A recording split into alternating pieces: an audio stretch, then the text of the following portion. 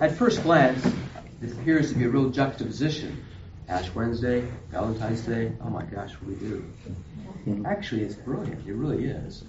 Because we've lost, so many of us, we've lost the focus of what Lent is about.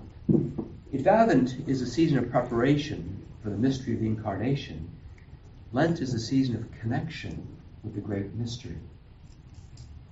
And so that's why today's readings are meant to call us back to the core of who we are, to remember who God is. God does not want any of us to lose sight of who we are. God does not want to lose any of us, so we can use that human language. And so this is a season of love. It's a season where as pilgrims, we are to journey together with the scriptures, with our rituals, our prayer, our fasting, almsgiving, reflect upon this great mystery. What are we preparing for? Who are we? Who is God? Coming back to the basics. So I'd like to unpack each of these three very classic traditional ways that we are to prepare for the mystery. Let's turn to almsgiving.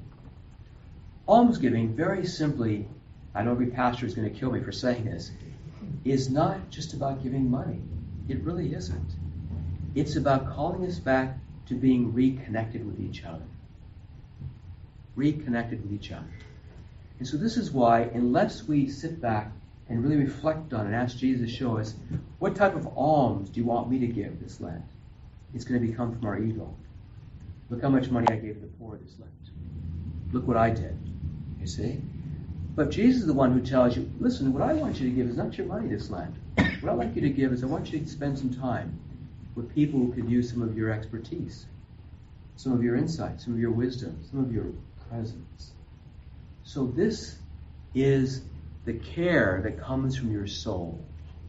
This is what reminds you, as Mother Teresa said so many times, the reason so many of us Americans feel lonely is because we've forgotten we belong to each other. Lent is a time to reconnect us. Secondly, fasting. Fasting, very simply, is a call to mind to ask the question, where am I disconnected from my own incarnational nature? Where am I disconnected from my body? And before you say, oh yeah, I need to lose a few pounds, not necessarily. What are you taking in? What are you taking in through your eyes, through your ears? What are you embracing in life or not embracing? It's all about the physicality of how are you celebrating, honoring, or abusing your senses. So if the first one is about the interior life, this one is about the external life. How are you connecting with your own personhood? What might that look like for you? So a good way to remember is, the reason we fast is in order that we feast on something that is out of balance. Out of balance. Again, ask Jesus to show you. Please don't use Lent as a new diet plan. That really is an abomination, it is. Lent is a time to ask what's out of order in regards to my physical nature, that I need to get back in proper order. Maybe I'm oversleeping. Maybe I'm sleeping too little. Maybe I'm just giving myself over to too much worry and anxiety, and I've forgotten about any healthy self-care. I have no idea. That's between you and the Lord. And the last one, prayer. This may sound strange coming from a priest, but it's not necessarily about praying more. I recently went to Eucharist, and I sat in the assembly. I was seated in the second pew, and I happened to know the woman who was sitting in front of me, and I was stunned, because I thought I knew her pretty well. But what she did is she had picked out all of her favorite devotional holy cards and lined them up. There must have been 15 of them. That's what she prayed during Mass. You know, we can do that. We can start collecting prayers in the time when we're very little and just say, oh, God wants me to pray this. And then rather than letting go of something, we add more. So please listen carefully. It's not about more. It's about less. Jesus is very clear about that. It's a spirituality of subtraction, not addition. So as you take a step back and reflect on your prayer life, what forms of prayer and spiritual practice help you to experience God's love for you? Help you to receive God's love for you so that you can share it with others. Let go of the ones you feel like, I'm just checking off the box. My mom gave this to me 33 years ago, still praying. Pray in the way that you can. not as you cannot. Otherwise, you can end up feeling guilty. Oh, I forgot to pray those 15 prayers. Oh, I'm going to hell.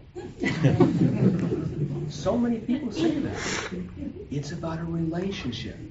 Relationship with others, relationship with self, relationship with God. Today is a day where we are signed with the sign of the cross, the ultimate sign of connection between the one who is love and we, his beloved. So as we receive this sign, it's not meant to be a beating of the breast. It's meant to be an opening of the heart. But the cross on our foreheads remind us the call. This is a pilgrimage. And why it's not just one day. It's 40 days. We're together. We prayerfully, in a disciplined way, turn our hearts and minds upward, outward, and inward. We might truly receive, experience, and share the love that God has for each of us. For indeed, we are God's beloved. So next time you say Happy Valentine's Day to someone, especially a Catholic, you can smile and say, today is a day of God's love.